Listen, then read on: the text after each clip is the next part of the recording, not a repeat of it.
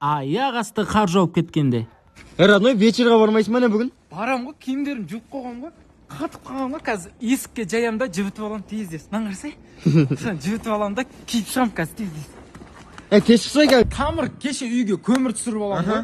Бүгін қар жауып тұр ғой. Білем ғой, жаман сезем ғой. Көтім жеңіл адаммын ғой. Көтім жеңіл? Көтім жеңіл дегенде андай ғой. Біреу удармен бір тепсе ұшып кететін ше. Базарға барып гамажал болмасақ болмайды. Аяқ деген қалтып қалды кәдімгідей. Ойбай, жүнім қалың дейтінен ғой.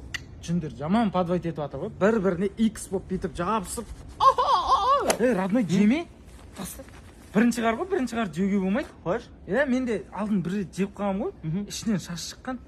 Жеме. Ана жердің қарлары онша емес. Ана жақта әдем қарлар бар. Мелек, не іздеп жүрсің? Ана жерге кеше бір пачка темек тастап кеткен ғой. Қар жауып кетіп таппай қаласың. Қай жерде? Үйден тұрып жеп жүрсің ба? Айтпас. Не істейді? Қалай, Родной?